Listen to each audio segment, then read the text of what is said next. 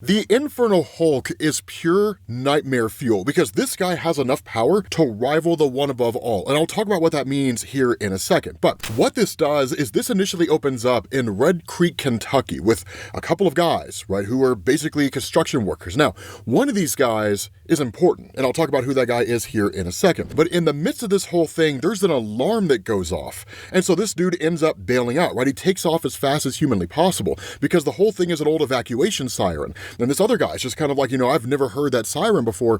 And the first guy says, that's because they've never used it before. Now, that whole thing was 3 hours ago.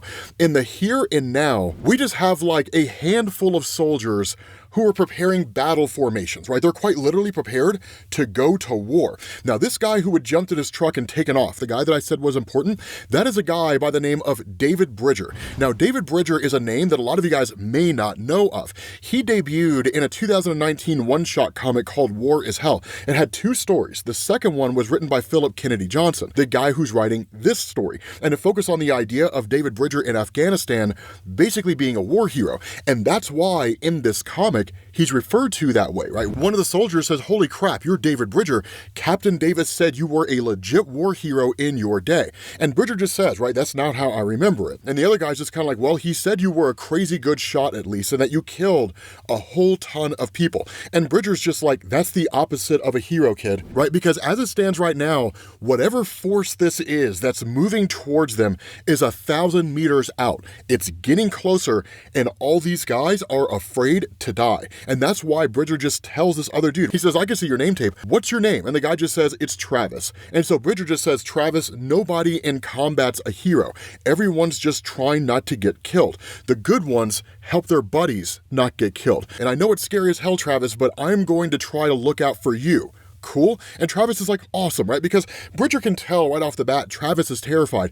And he should be. Because almost immediately, there is this massive explosion when the Hulk arrives on the scene. And initially it's a crater, right? So you have like all these guys, right, who just kind of look into this gigantic hole. You got all these helicopters that are hovering around the area, and Banner's hand just comes out of the ground. And at that point, one of these guys is like, Dr. Bruce Banner, by the authority of the Department of Defense, we are authorized, presumably, to arrest you. And the Infernal Hulk shows up and just says, there is no Banner here. And immediately starts getting to work. And when I say getting to work, I mean one of these guys is like, what do you want? And the Hulk just looks at him and is like, from you?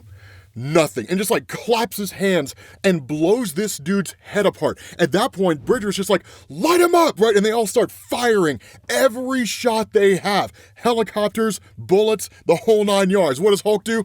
Man, son, you better come strong. Bro, this guy leaps at one of the helicopters, tears the thing down from the skies, crashes it into the ground below, and on top of so many of these soldiers. The ones left keep firing. Infernal Hulk grabs that guy and crushes him with his bare hands. And then it comes to Bridger. And Bridger at that point is like, Travis, run. Get out of here as fast as you can. And Hulk just says, I know you, right? I see Jenny DeGaulle, the war devil, behind your eyes. You, little mortal, belong with us. And seizes Bridger. And then at that point, he looks at Travis and he's just like, and this one as well. And then he literally grabs Travis, starts crushing him, and then rematerializes him. And he just says, yes, change now, my darling, and just converts this guy into what's basically like a demonic being, not that dissimilar from a zombie, right? Just absorbs this dude. And so at that point, the Hulk just laughs and is like, very well, just you then, right? Because Travis clearly didn't survive the experience. And so at that point, Hulk just reaches down into the ground and says, I summon the living city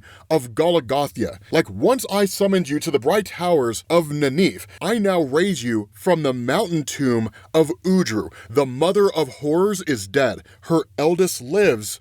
Obey me. Rise. And like summons this dead city from the ground. So here's the question, man. What in the hell is going on? Okay. let's wind the clock back to the Incredible Hulk issue number 29, going into issue number 30. So one of the things to know is that over the course of Philip Kennedy Johnson's run, the Incredible Hulk comic was more of a horror comic than a traditional, the Incredible Hulk just smashes things. And where there were things like the War Devils and so on and so forth, we didn't really know what it all meant until we started getting information about the Eldest, Udru, and the Mother of Horrors. And that's where issue number 29 comes into play, and why it is that I say the Infernal Hulk seemingly has enough power to rival the one above all. Now, technically, this is the second part of the Requiem plane. So if you guys are digging what you see here, let me know. We can go back and start covering Philip Kennedy Johnson's run. We covered one of the stories, but not all of it. And so what happens in 29, while the Incredible Hulk and Betty Ross are traveling the Requiem plane, where the Mother of Horrors is confined, is that they attain information from Philaxil, basically this long-dead being who is the keeper of lost knowledge. And so what they learn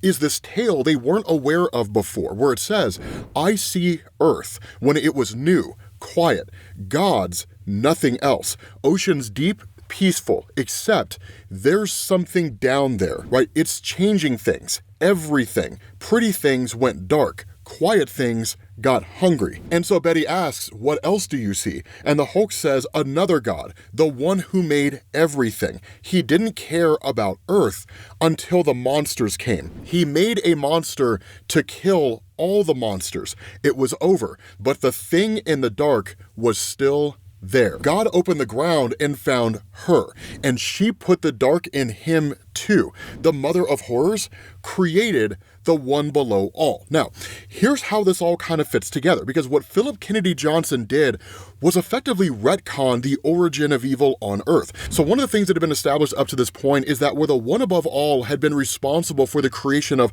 all things in existence, including the multiverse, Earth, as you can imagine, is a single world in a single solar system in a galaxy within an infinitely expanding universe that is part of an infinite number of universes. It's hardly worth the notice of the one above all. And so for quite some time, the one above all didn't care. Hence the statement that it didn't care until the monsters came.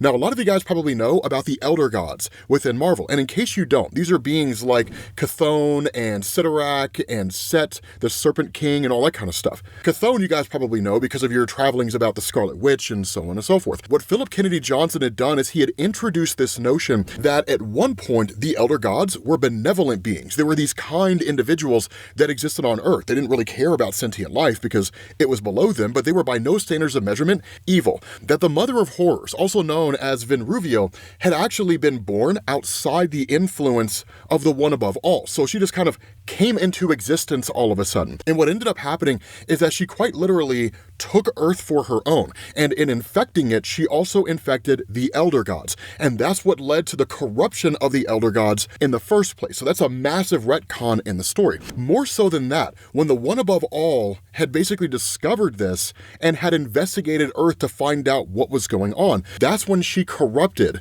the one above all. But by this point in time, she already had the Eldest and she already had her other child, Udru. Udru was created for the purpose of rivaling the one above all. What ended up happening is that when the one above all was infected and basically developed split personas, there was the one above all and now there was the one below all, its dark corrupted persona. The one above all destroyed Udru and then confined the Mother of Creation in chains. And so throughout the entirety of Philip Kennedy Johnson's run, it was basically the Eldest trying to free the Mother of Horrors, trying to free its own mother. When that time finally came, which took place in issue number 30, the Eldest had taken on the form of Abomination and then attacked the Hulk. During that process, the Eldest had torn Bruce Banner out of the body of the Incredible Hulk, and then in doing that, attacked the Incredible Hulk directly, and then took over the form of the Incredible Hulk. After that, the Eldest in the body of the Hulk went directly into where the Mother of Horrors was chained. Why? Because the Incredible Hulk was the only one who could free her. And so in encountering the Mother of Horrors, Eldest discovered that Mother of Horrors was so disheartened by the destruction of Udru and everything that she had lost, she didn't have the will to fight, so much so that she didn't even speak to the Eldest. So the Eldest in turn attacked the Mother of Horrors, stole her power, and became the Infernal Hulk. That's how we get here. So the very fact that Infernal Hulk contains the power of a being who was able to corrupt the one above all, is no small thing. Now, it is important to know that there is some context that we're kind of leaving out here, hence the reason why I say, if you want me to cover the full totality of Philip Kennedy Johnson's run, let me know, right? It's a phenomenal run. It's one of the greatest Incredible Hulk runs of all time, and it feels a lot like Bill Mantlow's old school run, right? But kind of jumping back into Infernal Hulk, once this essentially city of the dead is resurrected out in Red Creek, Kentucky, that Bridger, seeing all of this, is now infected with seemingly some variation of the Hulk's powers. This is kind of a brand new thing. We don't know how far reaching it's going to be, and we don't even know what it looks like. But what we do know is that all these individuals start addressing Bridger directly, right? Come down. You said you would look out for us, Bridger. Remember? You promised, right? And so, of course, he ends up descending down with all these guys. The indication here, though, is that Bridger is still on some level himself, not completely corrupted by the Eldest. And so at that point, Infernal Hulk sits on a throne of bones and just says, your kingdom has its capital, children, and your king summons you. Rise. And at that point, initiates the Age of Monsters, which is basically where Philip Kennedy Johnson's run has been going this entire time, right? This era where Infernal Hulk, who is now kind of a bridging of dark magic and just incredible cosmic power, is going to usher in this age of hell on Earth. And so at that point, you jump to the Fantastic Four, the Avengers, and they're watching this news report where this reporter says, conflicting reports out of Kentucky this morning as an entire mountain collapses, blanketing the region in smoke. Local groups first blamed a coal mine fire that has been burning for decades, which actually kind of harkens back to Philip Kennedy Johnson's run and this idea of where the body of Udru was buried. But the reporter continues on. But we are now hearing reports of a superhuman resembling a former Avenger, the Hulk. The Avengers have not yet confirmed Hulk's involvement, or if it is, in fact, Dr. Bruce Banner. Immediately following the catastrophe, superhuman-related incidents have risen sharply across the globe. I think it's also important to point out here, Spider-Man and Captain America are on a rooftop on a janky couch watching the whole thing. I don't know why, but that just looks amazing. But the reporter continues on, right? The occult community is calling for society to prepare for a modern Age of Monsters. And that's where you switch over to these guys who were talking, right? Prepare. What's anybody supposed to do against something like that? Why are all the biggest, strongest ones always the worst ones? Why can't we ever get a monster who's on our side? And one of the people who is watching all of this is Bruce Banner. With that being said, guys, we're going to bring this to an end. Infernal Hulk is incredible. We got a month before the next issue comes out. Let me know if you guys want me to cover Philip Kennedy Johnson's run, because it is incredible. Like, it's an absolutely amazing, Incredible Hulk story. But thank you guys for watching, and I will catch you all later. Peace.